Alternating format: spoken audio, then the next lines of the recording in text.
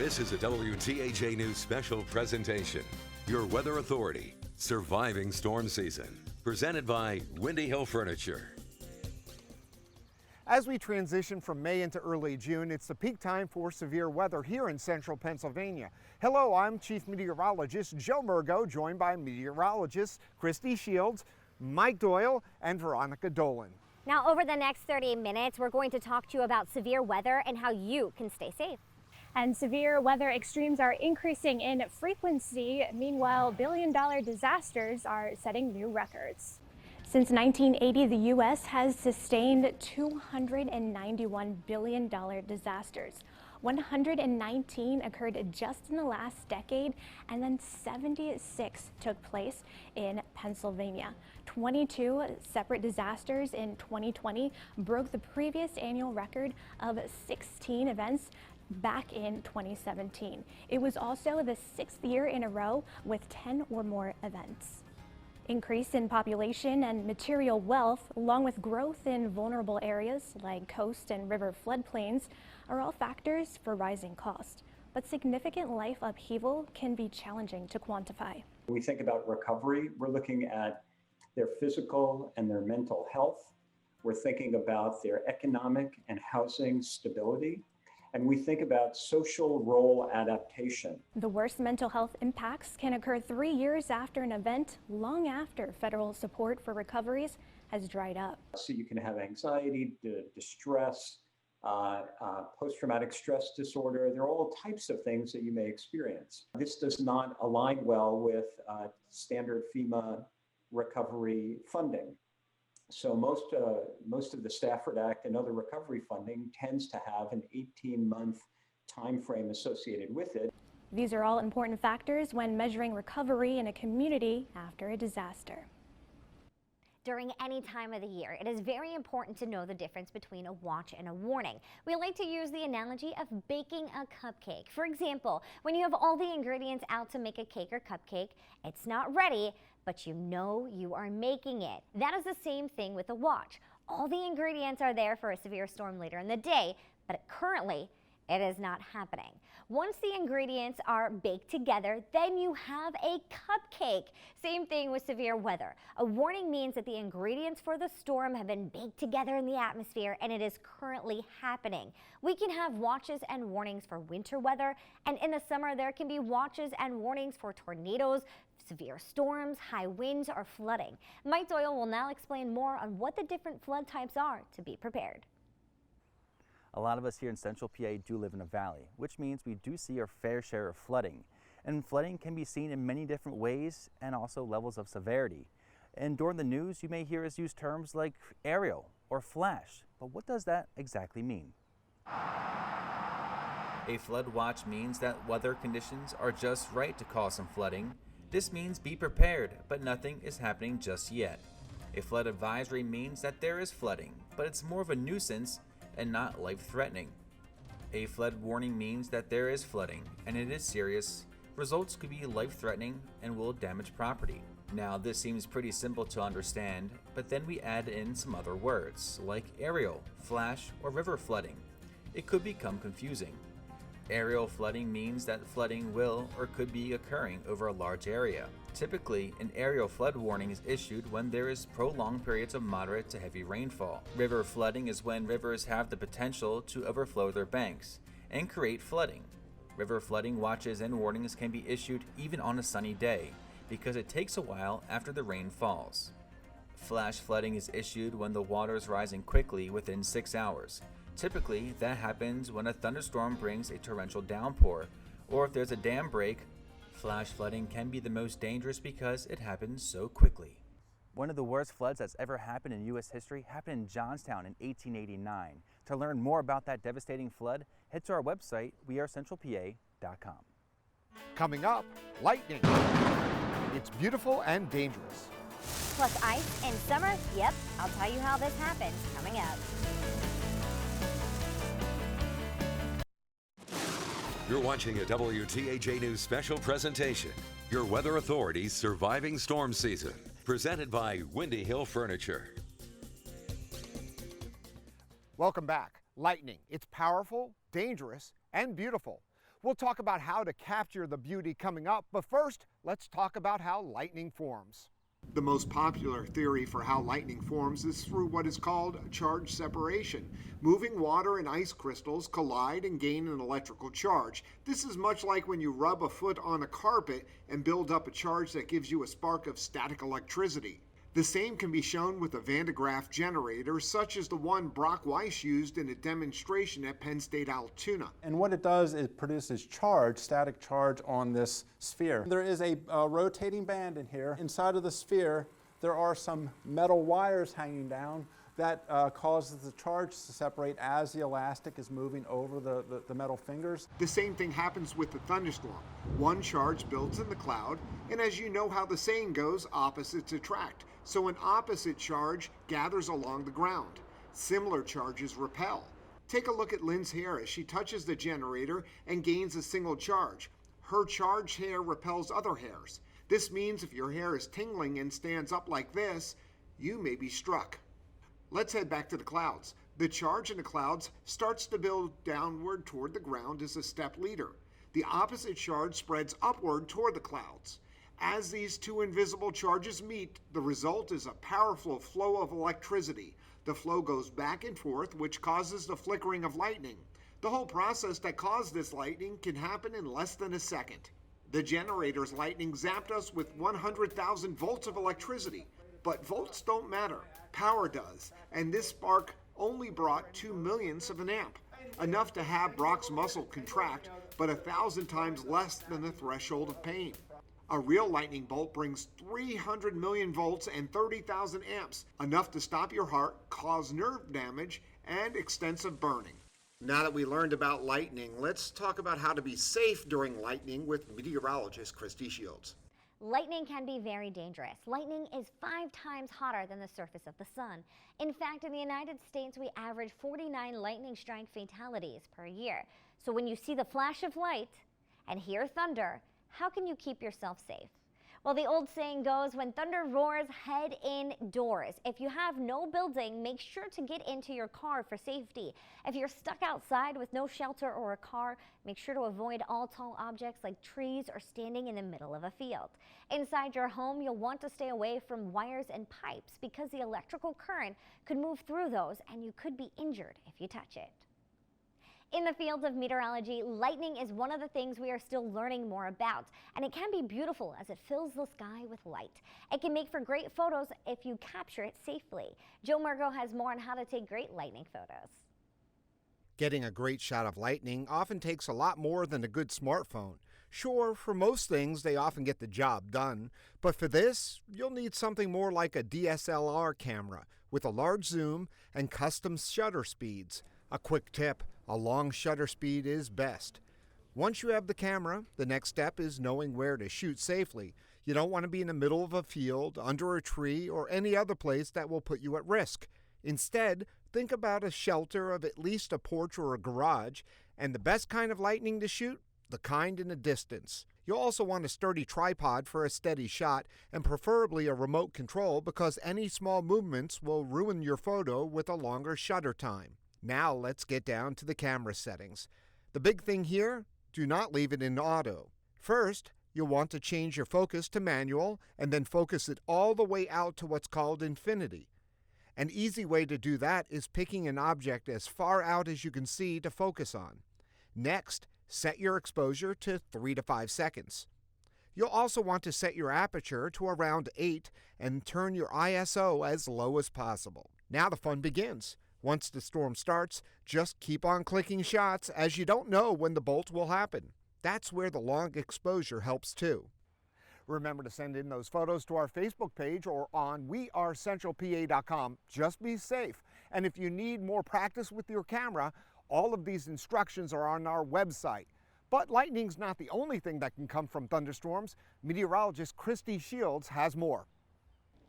Even with the heat of summer, a storm can still produce ice in the form of hail, but hail forms differently compared to sleet or graupel. Now, in a thunderstorm, there can be currents of upward moving wind. This is called an updraft. As water droplets start to fall from the clouds in the storm, they can be caught in this current of upward moving wind. This updraft of air can be strong enough to keep pushing that water droplet above the freezing level within a cloud. As it continues to cycle above the freezing level, it adds layers and layers of ice onto the droplet. This is called a hailstone. Eventually, the hailstone becomes too heavy and falls to the ground. Hailstones can be as small as a pea to the size of a grapefruit. The most common size of hail is between 1/4 of an inch to 1/2 an inch in diameter. This would be the size from a pea to about a penny. In central Pennsylvania, we've had some rare-sized hail. The largest hail we've seen here was 2.75 inches in diameter in Cameron County during the May 31st, 1985 outbreak, and also in Inglesmith, Bedford County on June 16th, 2016. This would be baseball-sized hail. Recently in 2019, some locations had storms that produced 2-inch in diameter hail that caused some damage. If you see hail and can safely take videos and photos, make sure to do so and report any hail to the National Weather Service and us here at WTAJ. Severe weather takes a lot of lives each year. We'll talk about the threats for injuries and more. Plus tornadoes and microbursts. We'll explain the difference coming up. You're watching a WTAJ News special presentation, Your Weather Authority's Surviving Storm Season, presented by Windy Hill Furniture. Some may think a hurricane, lightning, or tornadoes lead to the most fatalities, but the answer is heat. According to the National Weather Service, from 1990 to 2019, an average of 138 people lost their lives as a result of heat. Flooding was second with an average of 88 lives lost. From 1950 to the end of 2020, the National Centers for Environmental Information recorded 2 events in central PA with direct weather-related deaths. The first was a flash flood January 19, 1996. A 62-year-old Bedford County woman died after crossing a flooded road and the truck was swept away. A 17-year-old Blair County male also died after being trapped by rising water walking home. The second event was a snow squall January 6, 2004. 6 people died when whiteout conditions along I-80 caused a multi-vehicle crash. While the number of weather events has increased 17% from 2015 to 2019, the number of deaths decreased 19%. And that's because watches and warnings give people more time to prepare or evacuate, and the area is more specific than in the past. While severe weather results in injuries and fatalities, many health risks ultimately stem from rising temperatures. As frequency of weather extremes and temperatures rise, public health threats become greater. Violent crime, suicide, and workplace injuries increase because of heat.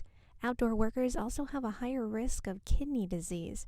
Meanwhile, warmer nights leading to interrupted sleep can cause cardiovascular disease or depression. Heat can also amplify air pollution. That affects those with underlying diseases such as chronic obstructive lung disease, asthma, and more.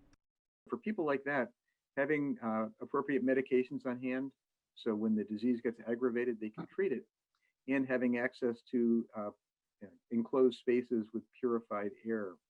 In addition, impacts are felt from lengthening and strengthening allergy seasons. The changes are actually happening more notably farther north than farther south. Extended warmth also expands the season of disease-carrying insects and ticks and increases food and waterborne diseases.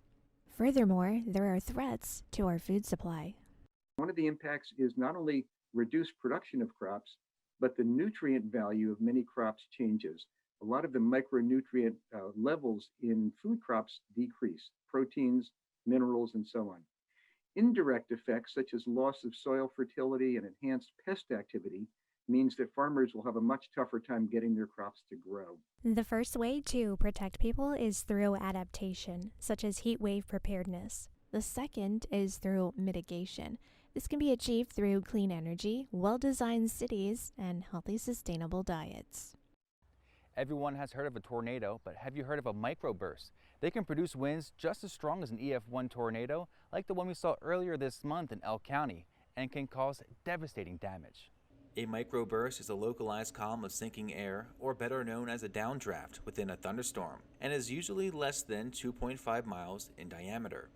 While a tornado is a narrow, violently rotating column of air that extends from a thunderstorm to the ground. In the case of a microburst, the updraft within the thunderstorm is strong enough to keep the water droplets and hail suspended in the upper part of the thunderstorm. Once the updraft is weakened by rain-cooled air, it can no longer support the water droplets and hail. That sudden surge of rain and hail falling to the ground is what causes the devastating winds. The wind can travel in all directions around the burst and can reach up to 100 miles per hour or more, leveling hundreds of trees and causing a massive amount of damage to buildings. You could tell the difference between a microburst and a tornado from the damage. A microburst is more in a straight line fashion and diverges out, while a tornado is more in a circular pattern and diverges in. Thanks, Mike. Now let's talk about some myths and facts about severe weather. First, if there's major damage, it must have been from a tornado. This is a myth. In fact, our area sustains more damage in a year from severe thunderstorms than it does tornadoes. Next, tornadoes don't occur here because of the mountains. A myth. If you look at the counties in our viewing area, Somerset and Cambria counties have had the most tornadoes, and they are actually the most mountainous. Why don't we get them?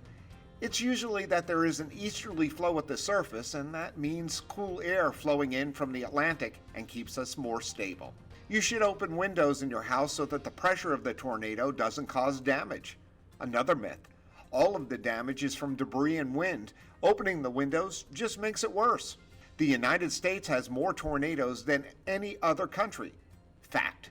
The U.S. has the majority of tornadoes and strongest tornadoes with an average of over 1,200 a year. The second highest, Canada, with around 100. Lastly, tornadoes only occur in the spring and summer. Myth. Just a few years ago, we had a pretty good outbreak here in the month of October. Speaking of tornado myths, many think that major tornadoes can't hit us, but that's not true. In fact, while making this special, we dove deep in our archives and found out Pennsylvania had its worst tornado outbreak in 1985. We spoke to 5 individuals whose lives changed forever on that date in Parker Dam State Park.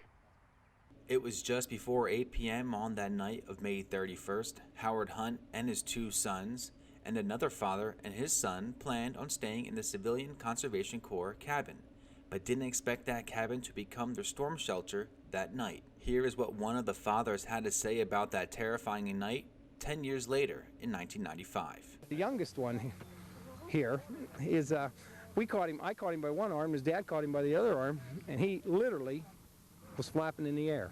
That kid was Ken Hunt, who was 7 years old at that time. It just sounded like a bunch of freight trains coming at you. It was loud, you couldn't hear anything at all. It's been pretty scary. Yeah, very scary. Luckily, everyone in that cabin walked away relatively unhurt. The tornado ran from Penfield to just north of Lock Haven, a total of 60 miles on the ground, and traveled that in 90 minutes. It had a width from 300 yards to 1.5 miles and a top wind speed of 250 miles per hour. The Parker Dam tornado was just one of 20 tornadoes that touched down in Pennsylvania that day. 4 of them were between an F0 and an F1. 8 of them were between an F2 and F3, and the remaining 8 between an F4 and an F5. 64 Pennsylvanians lost their lives that day.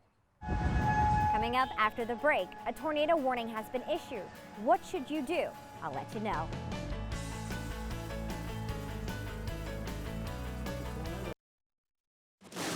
You're watching a WTAJ News special presentation, Your Weather Authority's Surviving Storm Season, presented by Windy Hill Furniture. Welcome back. You now know that central Pennsylvania can get devastating tornadoes. Here's what you should do to keep yourself safe. If you get a tornado warning on your phone, it is important to immediately go to your safe place. If you have a home or your neighbor has a home that will provide shelter, go there first. If not, for example, a mobile home, you'll want to find your way to a nearby storm shelter that is open. In your home, where is the safest spot to be during a tornado? That's going to be in your basement, away from exterior walls and windows. If you do not have a basement, you're going to want to go to an interior room in your home. Avoid all windows, doors, and exterior walls. Good places to go would be an interior bathroom, a stairwell, or a hallway. Once you're in your safety place, cover yourself with blankets or a mattress for protection. You could also put on a bike helmet or any also type of helmet that could protect you from debris. A vehicle is not safe during a tornado. If you're driving during a tornado, you will want to go to the closest sturdy public building and take shelter. If going into a building is not possible and you're stuck in the car, avoid any bridges and overpasses. If you cannot go to the bridges or overpasses, go to the lowest lying area and cover your head with your hand or some blankets. If you cannot do that, buckle your seatbelt and put your head below the windows and cover your head with a blanket, coat, or cushion. Studies are being done with newer vehicles to show that airbags can potentially keep people safe when stuck on the road in a tornado. No matter where you are, you're going to want to make sure to stay in your safety place until the tornado warning has expired. A NOAA weather radio could also be helpful in keeping you out of harm's way. Now, we all hope that damaging weather doesn't occur. But when it does, you can trust your weather authority will be there for you. Thanks for watching this WTAJ News special presentation, Your Weather Authority's Surviving Storm Season. Tonight's show was presented by Windy Hill Furniture.